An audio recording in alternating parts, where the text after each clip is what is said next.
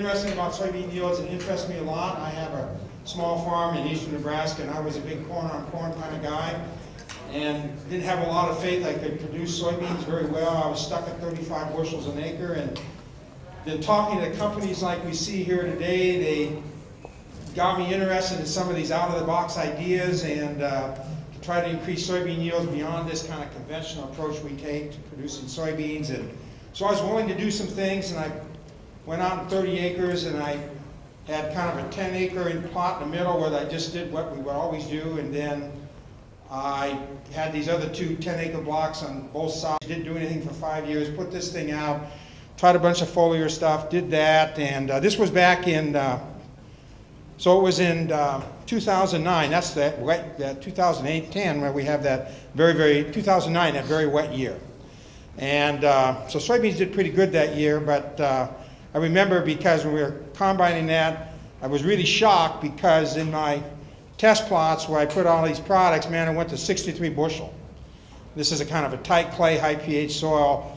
Showed me there was things to be done, that there was potential in soybeans. So I've continued to do a few things on soybeans and have actually ratcheted up my yields now in the 50 to 60 range. Not quite throwing the kitchen sink at it, but there is potential that we can do things. I just have a few slides I want to set up. I appreciate the talks we had today. You know, this thing about soybean, the average trend line for soybeans, we're pumping along about 0.3, 0.4 bushel yield gain per year genetically. If you track it back to 1920, you know, we get about 1/3 an acre gain a year. It's pretty consistent. But if you forward the math out in your head and you say, when we're based on this genetic gain of 1/3 a bushel a year, we're not going to reach 100 bushel average soybean yield to 2180. I didn't say 2080, 2180. When you think about that, you know, that's 160 years from now, 170 years from now. That's just not acceptable. You know, we need to do some things like that. So the yield challenge, the things we're doing, the sponsors we have here, when you listen to Kip talk just a few moments ago, you know, people are doing things that we're now bumping that 5, 10 bushels just from trying to adopt some technology. When you ask people, you know, have soybeans yields plateaued? Most people kind of think they have, right? So we did a little survey here in Illinois. We asked this question, and about 31% said yes. Most, you know, 31% is frustrated with yields, right? It's just not easy choices to get the gains you get out of corn. So about 31% said that. 53% said their, you know, soybeans, they're not really plateaued, but they're not increasing fast enough. You know, and I would agree at that 1/3 a bushel per year gain that we're getting genetically, you know, relative to more like 2 to 2.5 on corn. You know, it is really slow, and it's frustrating to see the way corn is outpacing in terms of yield relative to soybeans. So there is that mentality of plateau, and some of that's self-induced. People, they grow soybeans, they don't invest a lot in them, they invest in corn, so we're limiting our cap just by how soybeans are produced. When you look at this, came from the U of I in some of the crop science reports on Farm Doc, and you look at this table here, and you look at the corn on corn column down here, and the return per acre was $578, right? And then you go over to the soybeans after corn, it's about $390 return per acre, right? So this is accounting for, you know, yield and price as well as what your production costs are. So the return per acre for all that's invested, you know, for the soybeans after corn is this $300 per acre, $390 versus $578, right? The farmers can do the math, they can do it on a napkin. It's really easy to figure out what the way corn yields are going, particularly the price differential right now. Corn on corn makes some economic sense, particularly with the high land prices. But that's because when you look at the yield on that one, on that fourth column over there, 56 bushels per acre, that's not very exciting. It's not very exciting, and soybeans can do better than that. So I asked him to look out further on this thing.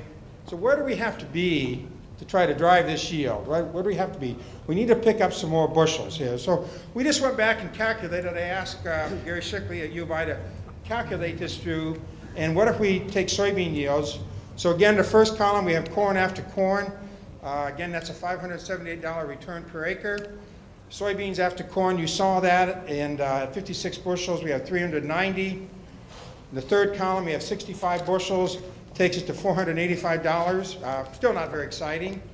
But once you start getting up in that 75 bushel range, now that's when things are starting to change. This is all of a sudden now soybeans are starting to compete with corn. And that's based on the relatively narrow soybean to corn price ratio around 2 to 1 that we see now.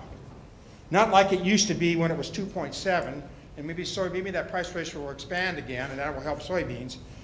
But pushing up to this 75 bushel range takes us right up to where to compete with corn on corn acres, which is our major competition. And 75 acre yields is a reasonable expectation. 5, 10 bushels here and there, good management, that can help you achieve that goal. So, you know, most people believe that yields have stagnated, and they seem like that relative to corn. And there's little opportunity to increase yield, right? So people don't want to invest in technology, do the things they need to do, you know, adopt the technology, stack all the right things together for your farm, for your operation, for your philosophy. But these opportunities do exist.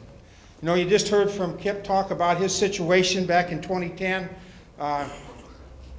You know, they had 160 bushel per acre contest win. You know, it shows us that the potential is there. And in my previous career, I was down on Kip's place a couple times. I counted pods. This pod count really interests me because this is sort of, in the end of the day, this is where the yield's at. And most of you are familiar with the Pro Farmer Crop Tour. It goes every summer. They count soybean pods. And you quickly realize that the average pod count in soybean fields runs from 25 to 40 pods per plant. That's a really good average number that kind of characterizes the whole Corn Belt. But on what amazed me about counting his pods in September, well, now you're talking about pod counts of 100, 120, 150, 4 times more than what you saw in the average field. So all the things he's doing, in the end of the day, it really comes down to having lots more pods. And you saw his plants, he had there just loaded with pods. So there is opportunity there using the right, thinking about this. And it kind of comes down to the last quote I have here. A friend of mine, Dan Borkland, Winfield Solutions, used to be kind of a soybean guru. That's how he started his career. And I talked to him, last fall one time, talking about this event, right? And he made this quote that I thought was very, very interesting. They said, "No one ever asked me to talk about soybeans anymore.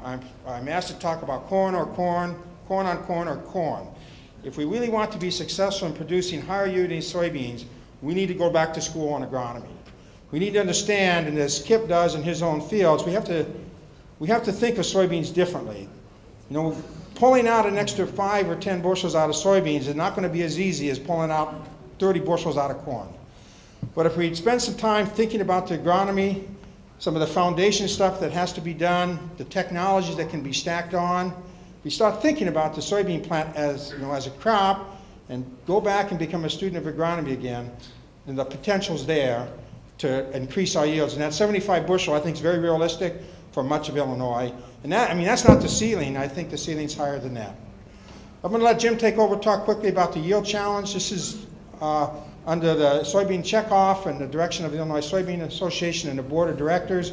It's a way we're having companies bring in technologies and getting farmers to use them, and then we can share that information with producers in the state that there are technologies that do work to increase yield.